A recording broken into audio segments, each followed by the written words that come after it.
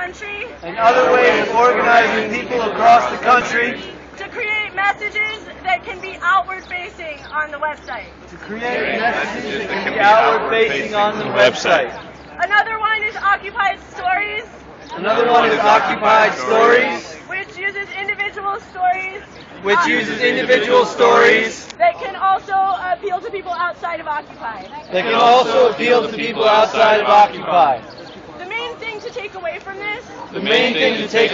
this. Was that there was a great difference of opinion. In how to communicate on a mass level. Some people thought that we should just use grassroots communication. Talk to people you would never talk to in your community on a human level. Other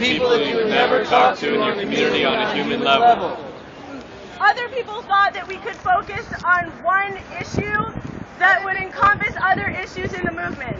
Other people thought that we would focus on shorter. And he wants to talk a little about that, and then we'll be done. All right, save your voices. No need for people's mic. Real quick.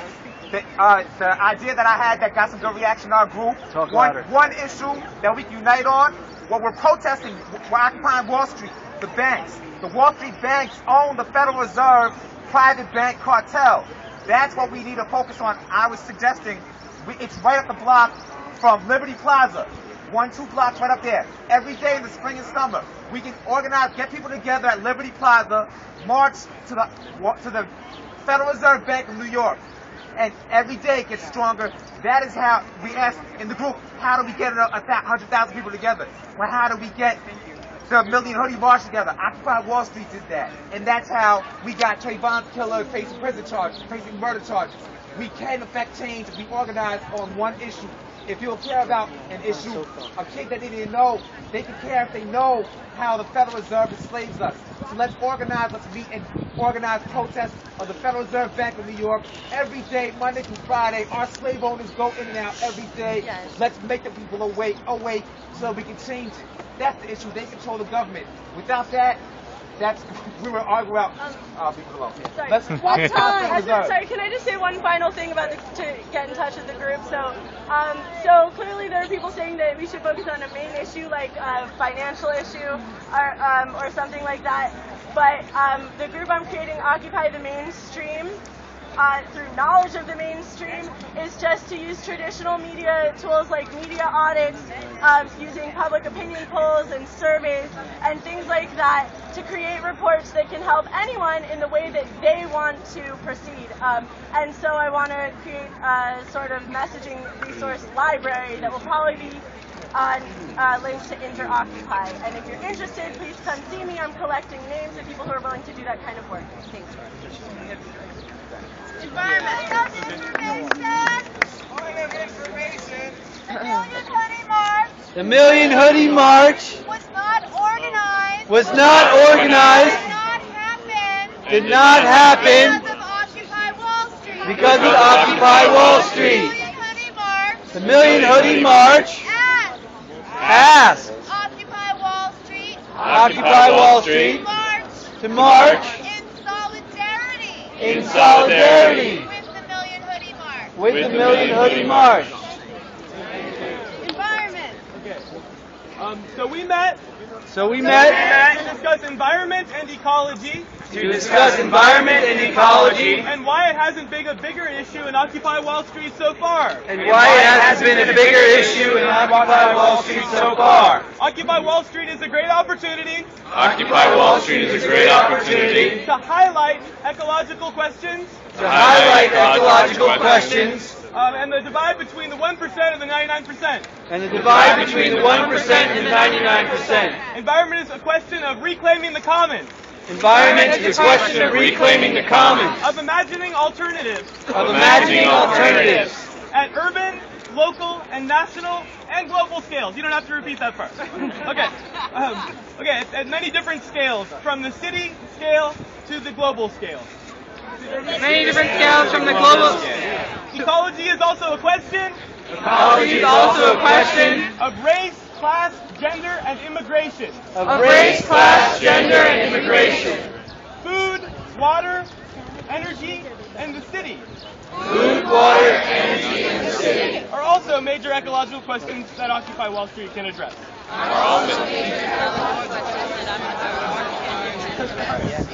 Our neoliberal leaders would like us to believe that things are not privately owned, that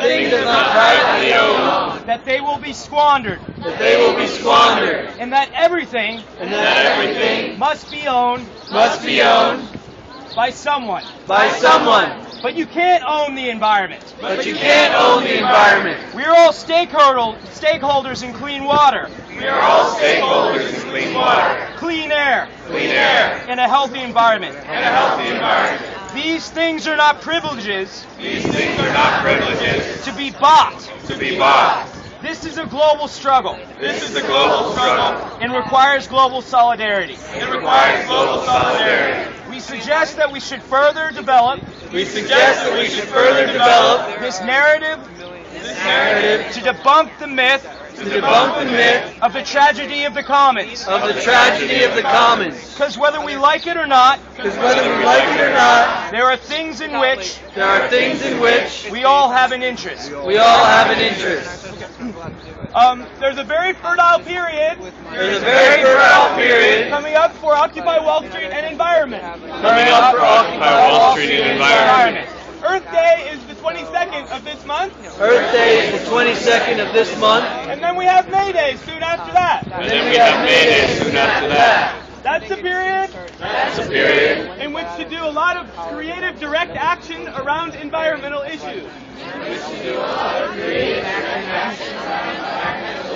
It's a chance to bring questions of labor and immigration into the discussion of environment.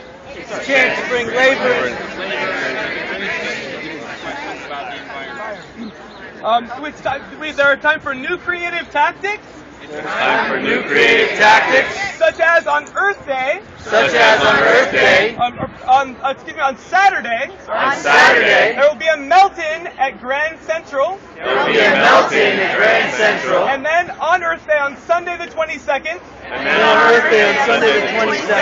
A jazz funeral. For the death of Earth as we know it. And on May Day, there will be environmentally related community pickets in the morning of May Day. Point of information. The action on the 21st is at Grand Central. The jazz is at the BP station at Houston and Lafayette at noon. And we'll be going to Union Square and should be there around 1 p.m. Definitely come out for that. There is a looming crisis also. The general consensus among our state legislators is that in the next 2 months, Governor Cuomo will decide to favor Halliburton and poison our drinking water by rescinding the moratorium on fracking.